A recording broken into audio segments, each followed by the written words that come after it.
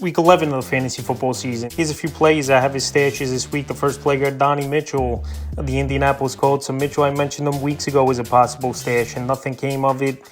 He didn't do much, but now this Indianapolis Colts team pretty much out of it anyway. They're going to want to see what this first-round draft pick could do for them for this Indianapolis Colts team. So Donnie Mitchell, last week he showed up with a nice ball game, 6 catches, 71 yards. Mitchell could show out, have another good ball game. So like I said, these rookies, later part of the season, they start to get things going and start to get into the playbook, and that's exactly been the case with Mitchell. So if he goes out there this week at the New York Jets, has a decent ball game, he's going to be a hot waiver wire pickup. So right now he's available in 93% of fantasy leagues. The next wide receiver is Juju Smith-Schuster of the Kansas City Chiefs. So Juju, if he does play in this ball game, obviously he's going to be that number 2 wide receiver in this ball game with DeAndre Hopkins for this Kansas City Chiefs team. Available in 90% of fantasy leagues. Juju Smith-Schuster, he missed the last 4 games with a hamstring injury, which obviously was a bad one, but now if he can return, I think he can help this Kansas City Chiefs team. He knows the playbook, he can run the routes, is Juju Smith-Schuster, and they're getting nothing from guys like Xavier Worthy, Justin Watson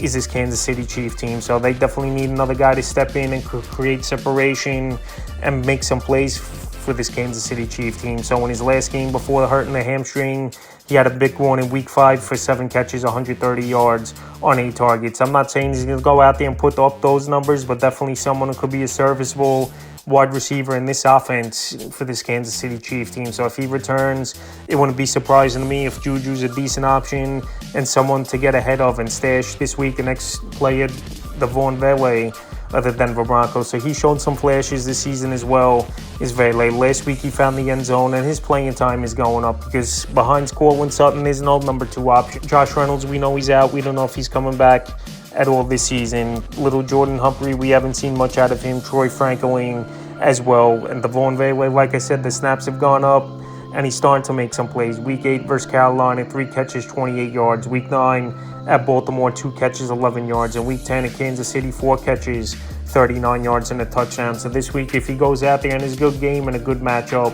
versus the Falcons, he's going to be someone that people are going to go out there on the wire and add. And right now, he's available, Vele, in 99% of fantasy league. Next player I look to stash is Mike Williams of the Pittsburgh Steelers. He made his debut last week with the Pittsburgh Steelers after they acquired him from the New York Jets for a 5th-round pick, and he paid dividends right away with a game-winning touchdown, and the only catch he had in the ball game, a catch for 32 yards and a touchdown down the left sideline. So Mike Williams, we know he's a deep ball threat.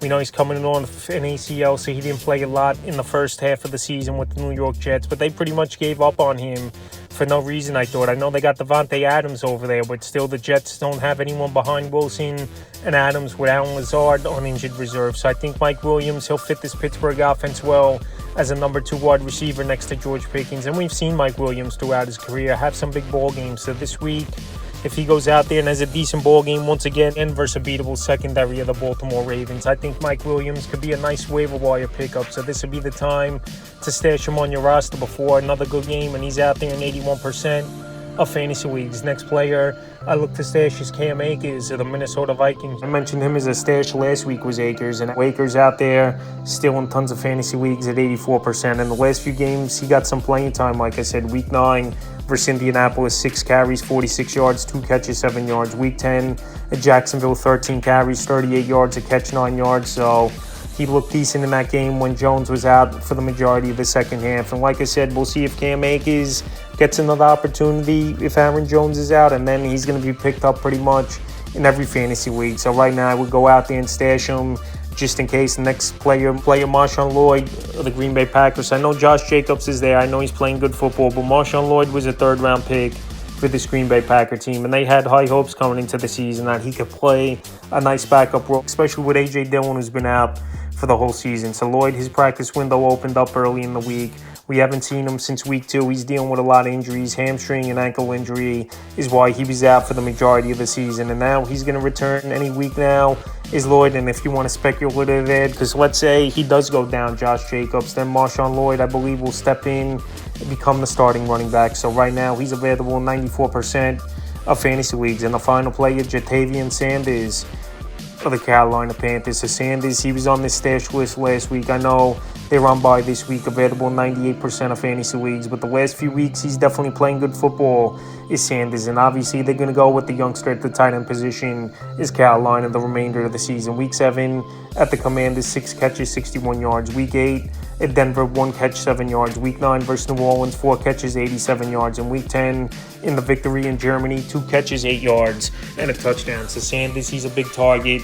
He almost found the end zone twice last week versus the New York Giants. And him and Bryce Young are definitely building rapport, and he's going out there and making plays. So if you want a tight end stash, I think Sanders is a decent one this week, available in 98% of fantasy. A few players I have his stashes for week 11 of the fantasy football season.